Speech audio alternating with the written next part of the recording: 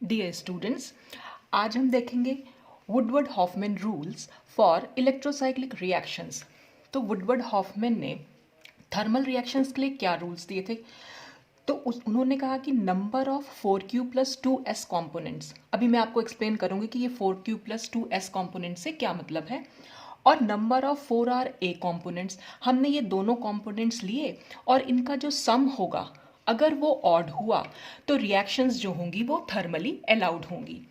और अगर number of 4q+2a components and number of 4r components, अगर इन दोनों कॉम्पोनेंट्स का सम ऑड हुआ तो रिएक्शंस फोटोकेमिकल अलाउड होंगी।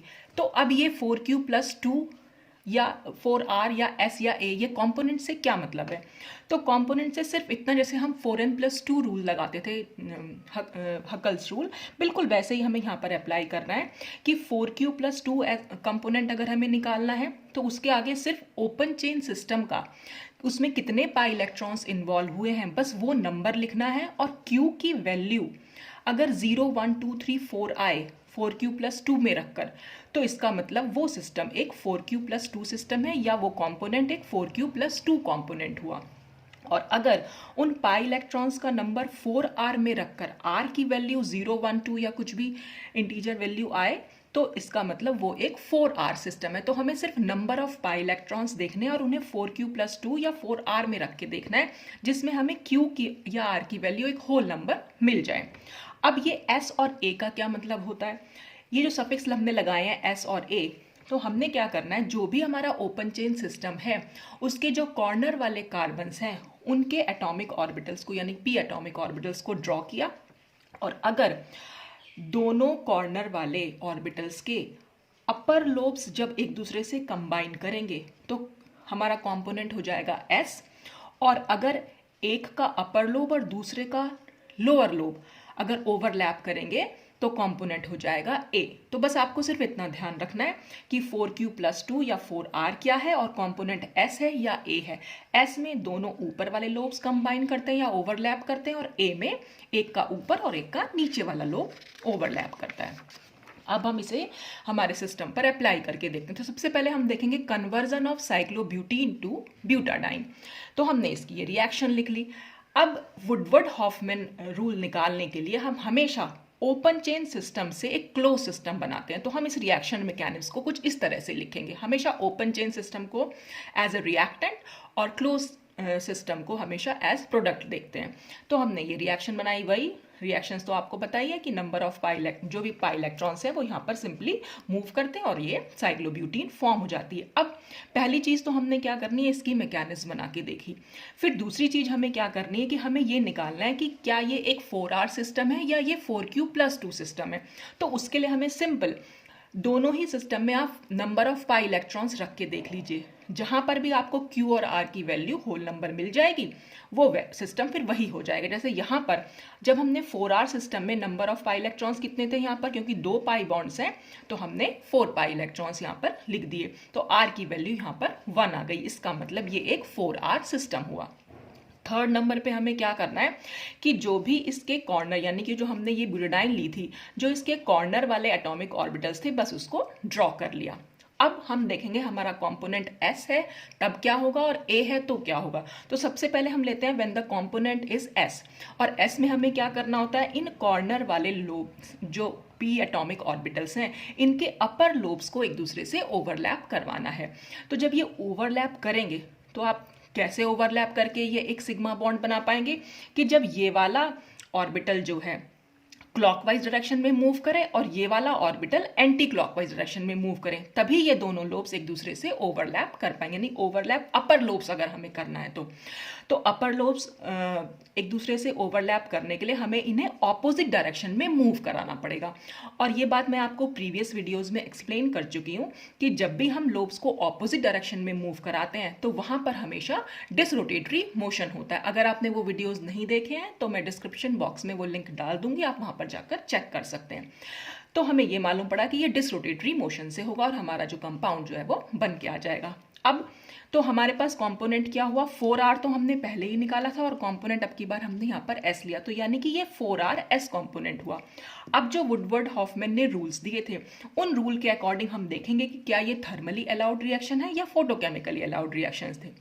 तो थर्मली अलाउड के लिए हमें देखना था कि number of 4Q plus 2S components और नंबर ऑफ 4RA कॉम्पोनेंट, इनका जो सम है वो ऑड आना चाहिए। अगर वो ऑड आया तो रिएक्शन थर्मली अलाउड होंगी, और अगर रिएक्शन सम जो है ऑड नहीं आया तो रिएक्शन जो है थर्मली डिसअलाउड होंगी। तो देखिए यहाँ पर हमें देखना है नंबर ऑफ 4Q प्लस 2। अब क्योंकि ये सिस्टम जो है यहाँ कंपोनेंट जो है यहाँ पर 4R है, 4Q प्लस 2 तो यहाँ पर है ही नहीं, तो इसका मतलब हम यहाँ इसके आगे 0 लिख देंगे।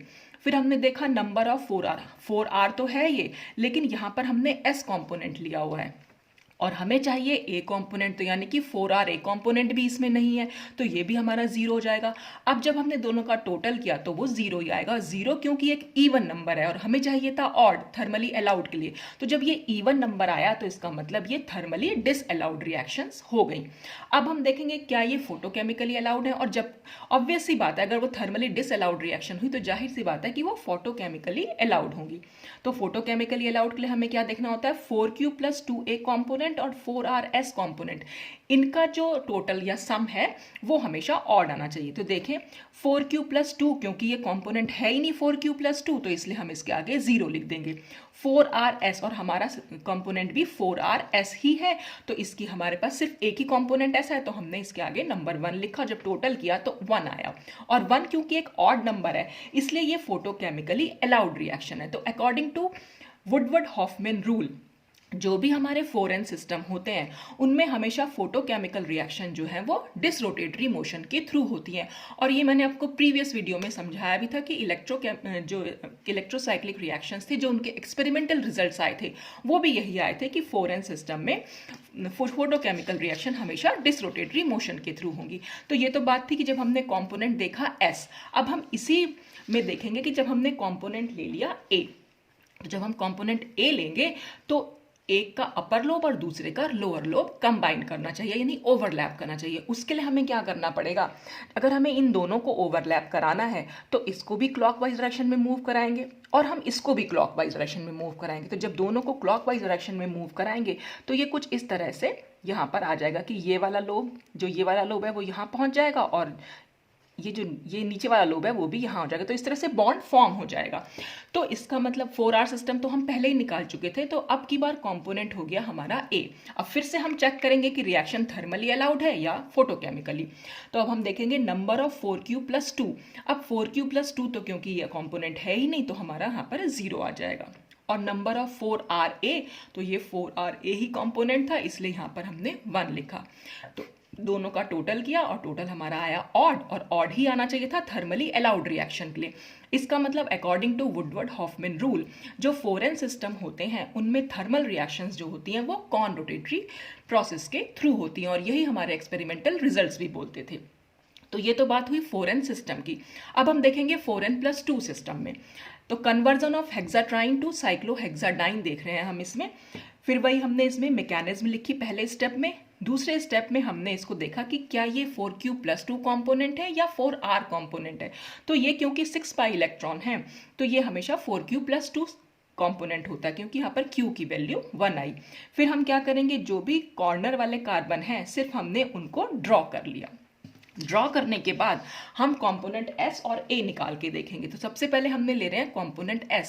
जब भी हम कंपोनेंट S लेंगे तो हमें अपर लोब्स को ही एक दूसरे से ओवरलैप कराना है, और अपर लोब्स एक दूसरे से ओवरलैप करें इसके लिए हमें इन दोनों को ऑपोजिट डायरेक्शन में मूव कराना पड़ेगा। ऑपोजिट मतलब ये क्लॉकवाइज घूमेगा और ये एंटी क्लॉकवाइज, तो ये दोनों लोब्स एक दूसरे से ओवरलैप कर जाएंगे। तो क्योंकि दोनों ऑपोजिट डायरेक्शन में घूमे हैं इसलिए ये एक डिसरोटेटरी मोशन हुआ, और हमारा कंपोनेंट हो गया 4Q प्लस 2 और S।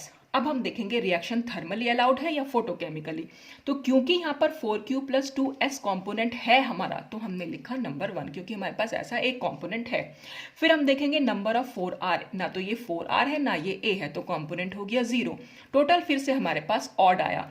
इसका मतलब ये थर्मली अलाउड रिएक्शन है जो कि वुडवर्ड हॉफमैन रूल के अकॉर्डिंग आ भी रही है। तो वुडवर्ड हॉफमैन रूल के अकॉर्डिंग जो भी 4n+2 सिस्टम्स होते हैं उनमें थर्मल रिएक्शन हमेशा डिसरोटेटरी मोशन के थ्रू होती हैं। और इसी को आप कौन से भी इसको आप ये भी चेक कर सकते हैं कि फोटोकेमिकली ये डिसअलाउड रिएक्शंस होंगी, क्योंकि वहां पर हमें देखना होता है 4q+2 ए कॉम्पोनेंट। तो 4q+2 तो है लेकिन यहाँ पर ए कॉम्पोनेंट नहीं है, तो यहाँ पर उसकी वैल्यू 0 आ जाएगी। और फिर देखना होता है 4r s कॉम्पोनेंट, तो ये 4r तो है ही नहीं, तो वो भी 0 आ जाएगी। तो दोनों का जो टोटल आएगा वो 0 आएगा, इसलिए ये फोटोकेमिकली डिसअलाउड रिएक्शन होगी। अब हम देखेंगे जब कॉम्पोनेंट होते हैं हमारे पास ए कॉम्पोनेंट में हमें क्या करना पड़ता है, एक का अपर लोब और एक का लोअर लोब हमें कंबाइन कराना है, यानी ओवरलैप कराना है। तो उसके लिए हमें क्या करना पड़ेगा, इसको भी क्लॉकवाइज डायरेक्शन में और इसको भी क्लॉकवाइज डायरेक्शन में मूव कराना पड़ेगा। जब दोनों ही ऑर्बिटल सेम डायरेक्शन में मूव करते हैं तो हमेशा कॉन रोटेटरी प्रोसेस होता है, ये प्रोडक्ट हमारा बन के आ जाएगा। फिर से हम चेक करेंगे रिएक्शन हमारी थर्मली अलाउड है या फोटोकेमिकली अलाउड है। तो ये हमारी फोटोकेमिकली अलाउड निकलेगी, क्योंकि यहाँ पर अगर हम देखें तो number of 4q+2 A component, ये पूरा 4q+2 ए कॉम्पोनेंट है और ये 1 है। और number of 4r s component यहाँ पर है ही नहीं, 4r ना यहाँ s है, तो ये 0। तो टोटल जो आ गया वो ऑड आ गया, इसलिए ये फोटोकेमिकली अलाउड रिएक्शन हुई। और यही वुडवर्ड हॉफमैन रूल्स बोलते भी थे कि 4n+2 सिस्टम में फोटोकेमिकल रिएक्शंस जो होंगी वो हमेशा कॉन रोटेटरी मोशन के थ्रू होती हैं। और आप इसको चेक भी कर सकते हैं कि ये थर्मली डिसअलाउड रिएक्शन है, क्योंकि यहाँ पर 4q+2 सिस्टम है लेकिन यहाँ पर s कॉम्पोनेंट नहीं है, तो ये वैल्यू फिर 0 हो जाएगी। और 4r हमें a कॉम्पोनेंट देखना होता है थर्मल रिएक्शन के लिए, तो वो भी हमारे पास 0, तो ऑड यहाँ नंबर जो टोटल आएगा वो 0 ही आएगा, जो कि एक इवन नंबर है। तो इस तरह से हम वुडवर्ड हॉफमैन रूल की हेल्प से इलेक्ट्रोसाइक्लिक रिएक्शंस के एक्सपेरिमेंटल रिजल्ट्स को एक्सप्लेन कर सकते हैं। तो अब ये वुडवर्ड हॉफमैन रूल्स निकल के क्या आते हैं, ये आए कि 4n सिस्टम में हमेशा जब भी थर्मल रिएक्शंस होंगी वो हमेशा कॉन रोटेटरी मोशन के थ्रू होंगी, और फोटोकेमिकल रिएक्शंस जब भी होंगी वो हमेशा डिसरोटेटरी मोशन के थ्रू होंगी। और 4n+2 सिस्टम में जब भी थर्मल रिएक्शंस होंगी वो डिसरोटेटरी मोशन के थ्रू होंगी, और जो फोटोकेमिकल रिएक्शंस हैं वो हमेशा कॉन रोटेटरी मोशन के थ्रू होंगी। दोनों ही सिस्टम एक दूसरे के ऑपोजिट रिजल्ट्स देते हैं। तो इस तरह से हमने इस वीडियो में एक्सप्लेन किया इलेक्ट्रोसाइक्लिक रिएक्शंस के लिए वुडवर्ड हॉफमैन रूल्स। आज के लिए बस इतना ही, नेक्स्ट वीडियो में हम हकल मोबियस मेथड को एक्सप्लेन करेंगे। Thanks for watching.